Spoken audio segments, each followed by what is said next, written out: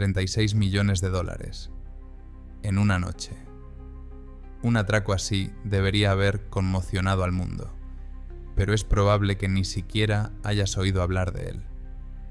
La historia ocurrió hace unos años, a principios de la década de 2000, y aunque hizo ruido en los círculos de la ciberseguridad y las criptomonedas, nunca llegó a los titulares. Se consideró demasiado complicado, demasiado técnico. Se relegó a un par de párrafos en una noticia y se olvidó. Pero no lo había olvidado. Cuando conocí los detalles de este caso, me di cuenta de que lo que tenía ante mí no era un atraco más. Era el escenario perfecto de un atraco digital, ejecutado con tal audacia que parecía ficción. Y cuanto más profundizaba, más claro me daba cuenta de que detrás de los áridos hechos había una increíble historia de psicología, tecnología y un pequeño error que lo arruinó todo. Todo empezó con una tecnología en la que la mayoría de la gente ni siquiera piensa: la tarjeta SIM del teléfono. Antes la considerábamos la llave de nuestra vida digital. Es donde se obtienen los códigos de los bancos, las confirmaciones de las redes sociales y las contraseñas del correo electrónico. Ahora imagina que alguien pudiera llamar a tu operador de telefonía móvil y, haciéndose pasar por ti, interceptar esta clave. Eso es SIM swapping, un ataque que no se basa en descifrar códigos, sino en descifrar el elemento más fiable de cualquier sistema: un ser humano.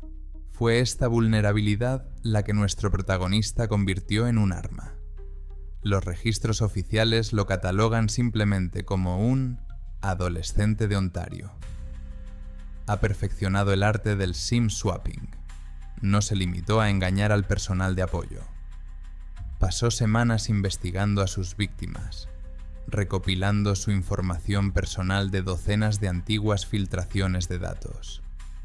Conocía el apellido de soltera de sus madres, el nombre de su primer perro y los 4 últimos dígitos de su tarjeta de crédito. Se enfrentaba a cada llamada como un actor que se prepara para un papel importante en su vida. Y cuando el empleado al otro lado de la línea decía por fin: «Sí, señor, voy a cambiar su número a una nueva tarjeta SIM», se acababa el juego. En cuestión de minutos, este adolescente se hacía con el control absoluto de la vida digital de la víctima, vaciaba sus cuentas y desaparecía. Era un plan bien engrasado, casi perfecto. Y al principio, como todo el mundo, me centré en el acontecimiento principal: el robo de 36 millones. Estaba estudiando su anatomía, intentando comprender cómo había conseguido burlar las defensas de un monedero de ese nivel. Pero en el curso de mi investigación, revisando los archivos de viejos foros de hackers y salas de chat encriptadas, me topé con algo más interesante. Vi huellas, migajas digitales apenas visibles que este hombre había ido dejando mucho antes de su caso principal. Eran discusiones sobre técnicas, pentests, pequeños ataques sobre los que nadie había escrito.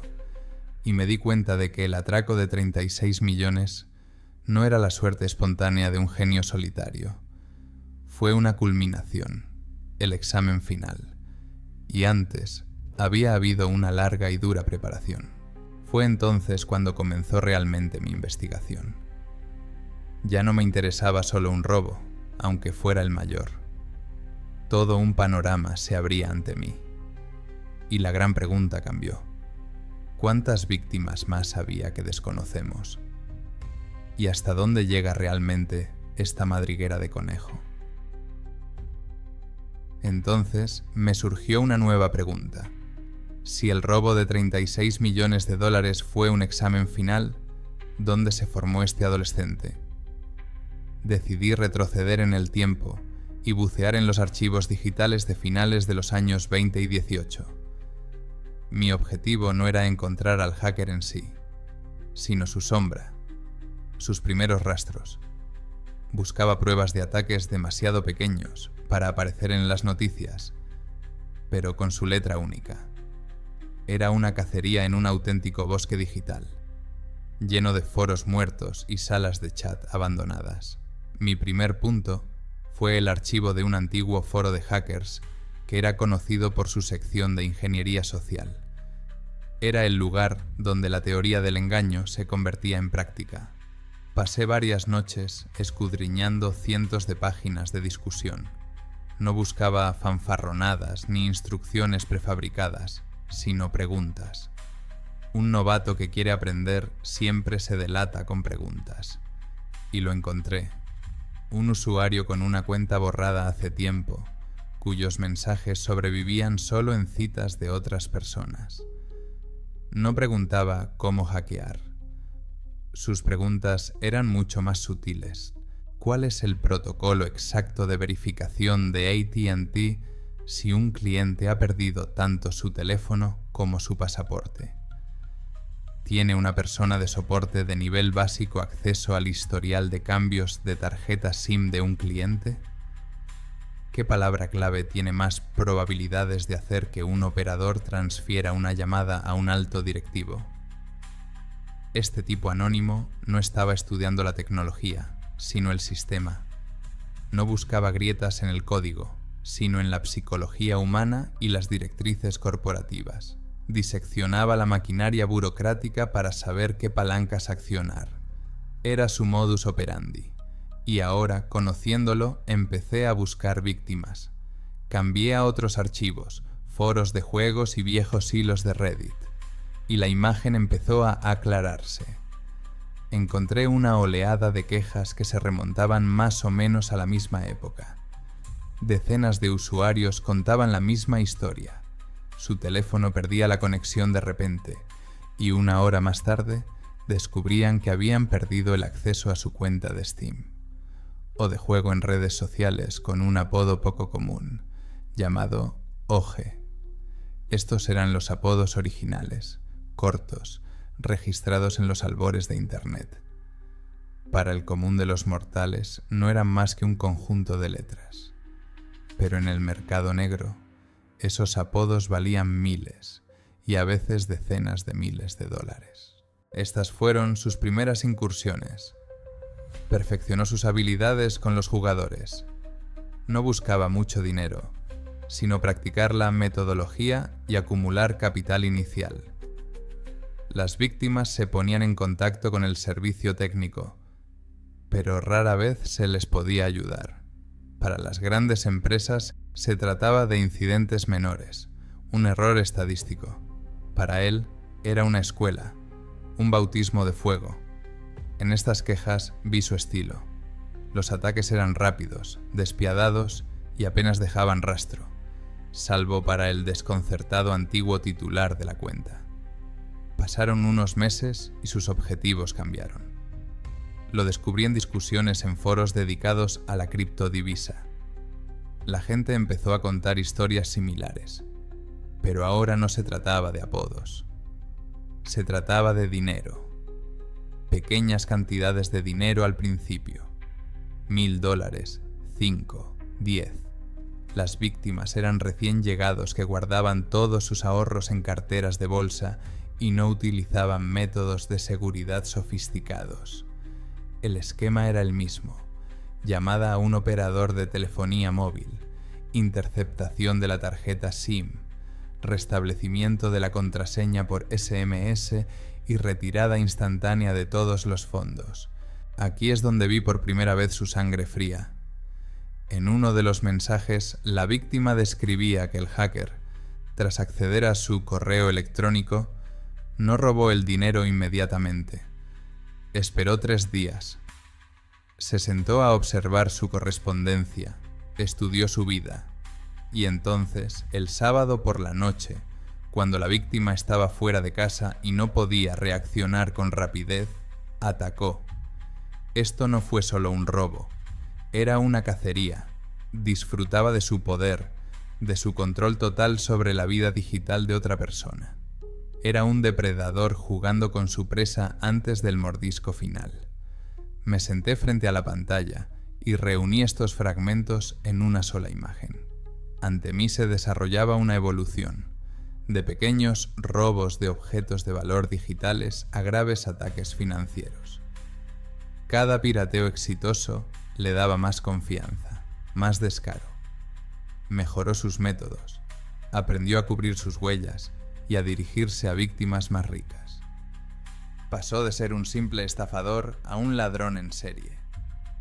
Construía su imperio invisible sin dejar de ser un adolescente corriente para el mundo. Y así, mientras estudiaba su último post, conocido en ese viejo foro de hackers, vi un punto de inflexión. Tras meses de silencio, formuló su última pregunta en un tema dedicado a la seguridad de las criptocarteras. La pregunta era breve y aterradora en su sencillez. ¿Qué bolsas y servicios de custodia utilizan los gestores que operan con sumas de 8 dígitos? Sumas de 8 cifras. Decenas de millones de dólares. En ese momento, ya no era un pequeño depredador. Había aprendido los hábitos de su presa, había ganado fuerza y ahora estaba listo para salir a cazar una ballena de verdad. La práctica había terminado. Se estaba preparando para el mayor trabajo de su vida. La pregunta sobre las sumas de 8 cifras formulada en ese foro fue el último rastro que dejó antes de adentrarse en las sombras. Se estaba preparando. Al estudiar la cronología de los hechos, me di cuenta de que tardó varios meses en preparar este robo. Ya no se trataba de un ataque espontáneo contra un objetivo aleatorio. Era una operación cuidadosamente planeada dirigida a un solo individuo. Y mi primera tarea era comprender quién era el objetivo y por qué era él. No necesitaba saber su nombre, necesitaba entender su arquetipo. Analizando las transacciones de blockchain y comparándolas con datos de antiguas comunidades de criptomonedas, pude construir un retrato suyo. La víctima formaba parte de la vieja guardia. Fue uno de los primeros en adoptar las criptomonedas y creyó en la tecnología cuando un Bitcoin valía menos de $1. Amasó su fortuna no con el comercio, sino con simple paciencia. Era un hombre fabulosamente rico en el mundo digital, pero probablemente carecía de la paranoia de la ciberseguridad de los criptomillonarios actuales. Sus defensas eran fuertes, pero se basaban en estándares de hace 5 años. Era el blanco perfecto. Una ballena que no sabía que ya estaba siendo vigilada. La caza había comenzado. Casi podía sentir físicamente a este adolescente rastreando Internet durante semanas, reuniendo un retrato digital de su víctima. Había leído sus antiguos mensajes en las redes sociales, estudiado entrevistas que había concedido años atrás, analizado sus hábitos. Era un acosador digital, pero su verdadero oro eran los archivos de datos filtrados que sin duda compraba en foros turbios. En esos gigabytes de información robada encontró todo lo que necesitaba: contraseñas antiguas, direcciones de correo electrónico y, lo más importante, respuestas a preguntas secretas. El apellido de soltera de su madre, su primer colegio, el nombre de su perro favorito. Toda la información personal que dejamos descuidadamente en Internet se convirtió en su arsenal. Y llegó el día del atentado. Solo puedo imaginar cómo fue, pero la reconstrucción de los hechos parece aterradoramente realista. En algún lugar de un tranquilo suburbio de Ontario está sentado un adolescente con auriculares. No está nervioso. Está tan tranquilo como un cirujano antes de una operación. Marca el número de atención al cliente de un operador de telefonía móvil a miles de kilómetros de distancia. Al otro lado de la línea le atiende un empleado normal, un hombre cansado, con un salario mínimo, que actúa siguiendo estrictamente unas instrucciones. Comienza la obra. El adolescente habla con seguridad y tranquilidad. Es un cliente que ha perdido su teléfono. Dice su nombre, dirección y fecha de nacimiento. El empleado le pide que confirme su identidad haciéndole preguntas secretas y para cada pregunta obtiene una respuesta instantánea y precisa. ¿El apellido de soltera de su madre? La respuesta está lista. ¿El modelo de su primer coche? La respuesta está lista. El empleado de asistencia no tiene ni sombra de duda. El cliente ha sido verificado. Un adolescente pide cambiar el número a una nueva tarjeta SIM que supuestamente acaba de comprar. El empleado atiende la petición. Un clic del ratón. En ese momento, el teléfono del verdadero propietario del número en Estados Unidos pierde la red y el control total de su vida digital pasa a manos del hacker. Comienza una carrera contrarreloj. Una vez desconectada la antigua tarjeta SIM de la víctima, el adolescente solo dispone de unas horas para darse cuenta de lo ocurrido y actuar. Pero no necesita horas, necesita minutos. Inmediatamente utiliza su número de teléfono para restablecer la contraseña de la cuenta de correo electrónico principal de la víctima. El código de confirmación le llega por SMS. Una vez que tiene acceso al correo, tiene las claves de todo. Se conecta a su cuenta de intercambio de criptomonedas, restablece la contraseña, pasa por la autenticación de 2 factores y ve el saldo que tiene delante. 36 millones de dólares. No lo duda ni un segundo. En un solo movimiento, transfiere toda la cantidad a una cartera anónima preparada de antemano. La transacción entra en la cadena de bloques. Unos minutos más tarde, recibe su primera confirmación. Y ya está. El dinero ha desaparecido. Ya no se puede recuperar. El robo del siglo se ha completado. El crimen perfecto. Me he aprendido esta máquina a fondo. Y cuanto más la admiraba, más me preocupaba una incoherencia. El robo era una obra de ingeniería social. Era el teatro de un solo hombre. Pero lo que ocurrió a continuación, después de que el dinero llegara a la cartera, se representó con un estilo completamente diferente. Los fondos no se quedaron por ahí. Se descomponían inmediatamente en cientos de piezas y se canalizaban a través de una sofisticada red de mezcladores y monederos anónimos. Se trataba de una operación de blanqueo de capitales de talla mundial, llevada a cabo con una eficacia y rapidez solo al alcance de los departamentos financieros completos de los sindicatos clandestinos. Ya no era el teatro de un solo actor, era la obra de una orquesta. Fue entonces cuando cuestioné por primera vez la historia del genio solitario. El modus operandi era diferente. El robo era audaz y creativo. El blanqueo era frío, matemático y sin alma. Era el trabajo de 2 personas diferentes. O, más probablemente, un hombre y un sistema. La cuestión de mi investigación volvió a cambiar. Si el adolescente era un ladrón brillante, ¿quién era el banquero igualmente brillante que legalizó su botín? Mi teoría de que alguien más estaba detrás del adolescente parecía lógica, pero seguía siendo una teoría. Después del robo, el rastro se enfrió. El dinero se disolvió en miles de transacciones y no hubo noticias durante más de un año. Ni detenciones, ni declaraciones.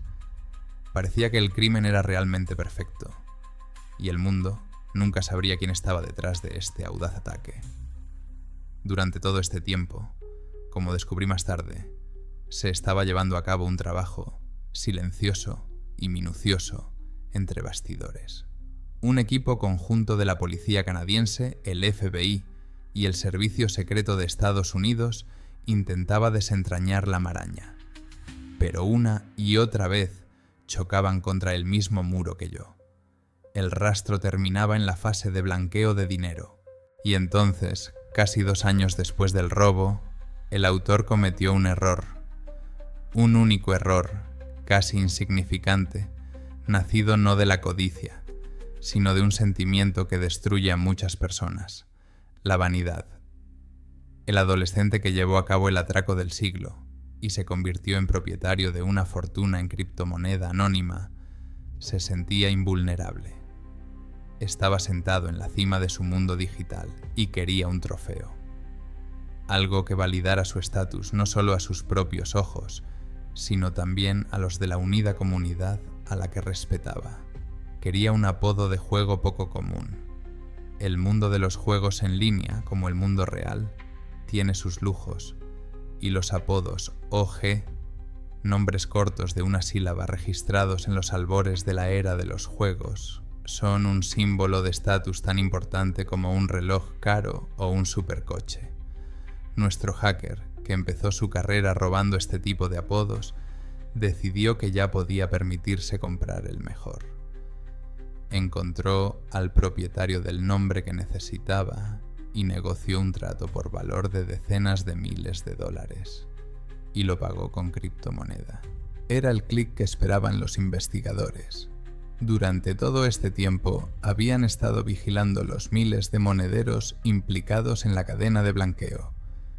Para ellos era un bosque de árboles en movimiento. Y ahora, uno de esos árboles extendía de repente una rama hacia el mundo real. La transacción de unas pocas decenas de miles de dólares era una gota en el océano de millones robados, pero era única. No conducía a otra cartera anónima, sino a una persona concreta, el vendedor del apodo del juego. Los investigadores se pusieron inmediatamente en contacto con él. Él, por supuesto, facilitó toda la información del comprador. A través de los datos de la plataforma de juego, los agentes rastrearon la dirección IP y luego la dirección física de una casa en un suburbio de Hamilton, Ontario. El círculo estaba cerrado. El rastro financiero más complejo e intrincado de la historia de la ciberdelincuencia les condujo hasta su objetivo a través de la compra de un nombre virtual en un videojuego. Pronto se produjo una detención. La imagen que captó la policía era surrealista. Ningún búnker subterráneo lleno de servidores. Solo una casa normal, una habitación normal, y un adolescente corriente que, según los vecinos, era tranquilo y educado. El hombre que por sí solo había puesto en vilo a los servicios de inteligencia de dos países, resultó ser un genio que vivía bajo el mismo techo que sus padres. La historia tuvo su final. Las noticias estallaron con titulares. La policía detiene a un adolescente que robó 46 millones de dólares canadienses en criptodivisas. La versión oficial era simple y llana. Un genio solitario cometió un audaz atraco, pero una bravuconada juvenil le arruinó. Le atraparon y le confiscaron la mayor parte de sus bienes. Se hizo justicia. Era el fin del mundo, el fin de la historia. Yo también lo creía. Había reunido todos los datos, construido una línea de tiempo, y estaba listo para terminar mi investigación.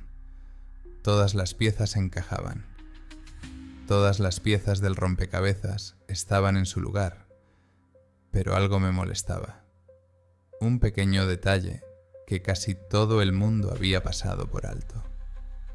Revisando los datos de la cadena de bloques por última vez, volví a mirar la transacción del apodo del juego y vi algo que las noticias habían pasado por alto. El monedero que utilizó para pagar el apodo era solo uno de los cientos de pequeños monederos al final de la cadena de blanqueo. Solo recibió una pequeña fracción del dinero robado, sus gastos de bolsillo. El grueso, decenas de millones de dólares, nunca tocó esa cartera. Continuó su viaje por el laberinto y se instaló en otras cuentas, hasta entonces anónimas. La policía había atrapado al ladrón, de eso no cabía duda. Pero, ¿habían atrapado al banquero? ¿O toda esta ingeniosa operación de blanqueo de dinero había sido creada por otra persona? Y entonces me vino a la cabeza una idea aterradora. ¿Y si atraparlo no hubiera sido un fracaso? ¿Y si la organización que estaba detrás de él simplemente sacrificó a su mejor ejecutante para alejarse del dinero real y de los verdaderos titiriteros? La pregunta que quedaba tras el cierre oficial del caso era: ¿cómo pudo un adolescente, por muy brillante que fuera, llevar a cabo él solo una operación de blanqueo de dinero tan sofisticada? Decidí escarbar en la última dirección que quedaba: el entorno, el subsuelo digital que había engendrado a este hacker. Empecé a mirar no a él, sino al ecosistema en el que existía. Y lo que descubrí cambió para siempre mi forma de ver esta historia.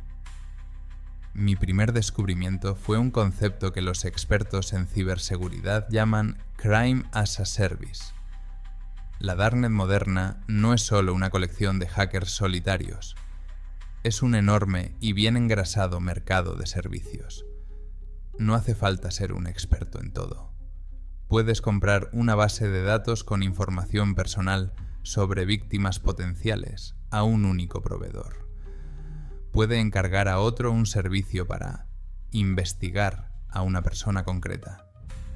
Y, lo que es más importante, puedes contratar un servicio profesional de blanqueo de criptomonedas que por un determinado porcentaje hará pasar tu dinero sucio por miles de monederos y te lo devolverá limpio. Este adolescente no actuaba en el vacío. Formaba parte de este ecosistema. Mientras investigaba el expediente del caso, encontré una referencia a un foro en el que participaba activamente.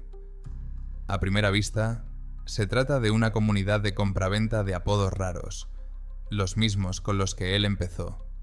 Pero según muchas investigaciones, este foro se había convertido desde hacía tiempo en una zona gris, una auténtica bolsa de intercambio de Sims. Los usuarios se jactaban abiertamente de sus éxitos e intercambiaban métodos. No era como la guarida de un genio solitario, era como un club de aficionados para ladrones en serie. Él no inventó el sim swapping, simplemente perfeccionó métodos que ya se discutían y practicaban activamente en esta comunidad.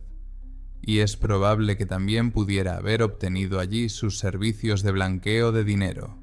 Eso explicaría la diferencia en la escritura, un pirateo creativo y artístico y un proceso de legalización frío y sistemático. De hecho, puede haber sido obra de diferentes personas conectadas a través de una plataforma anónima.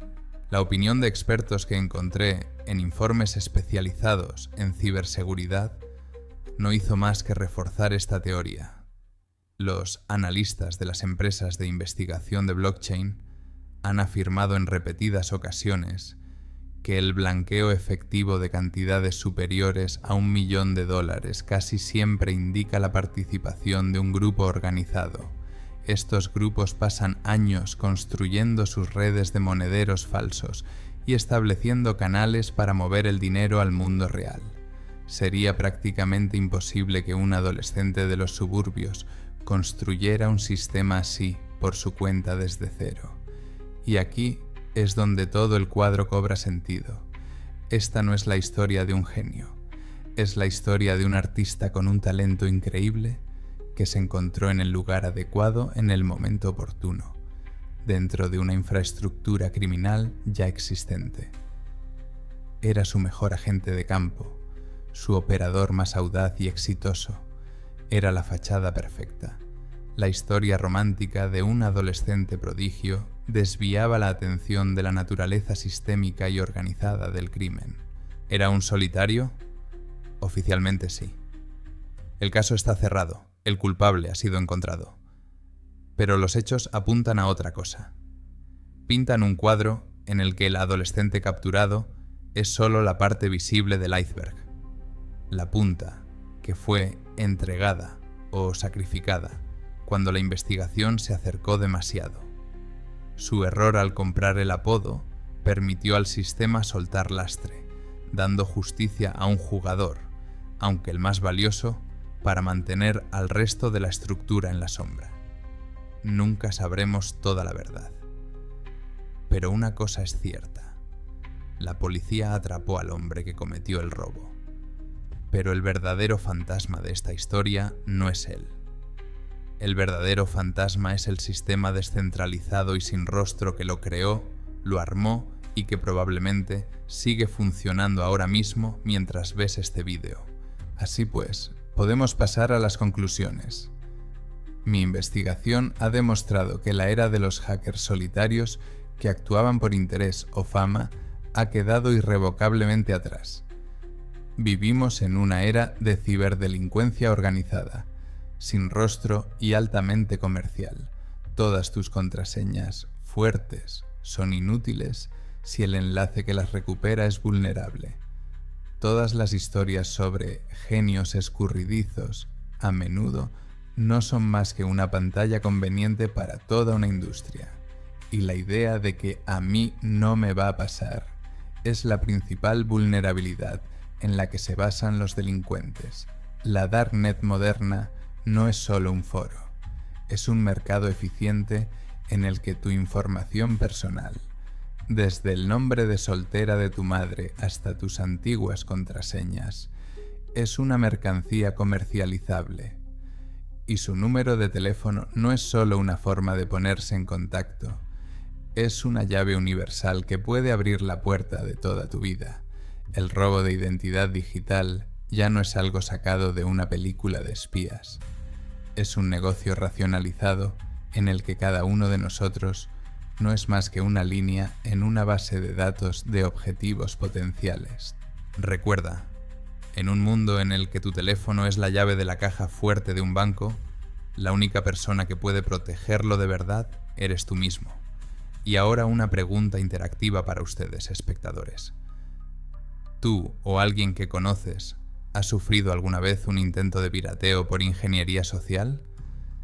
¿Has recibido llamadas extrañas de seguridad o mensajes de texto sospechosos? Cuéntalo en los comentarios. Tu experiencia puede advertir a otros para que no cometan el mismo error. A veces, una historia de vida sincera es más poderosa que cualquier estadística. Y recuerde la lección principal de esta investigación. La mayor vulnerabilidad de un sistema de seguridad de 36 millones de dólares no era el complejo código del software, sino la habitual persona cansada del servicio técnico al otro lado de la línea. Extreme la vigilancia. Instale seguridad adicional con sus operadores móviles.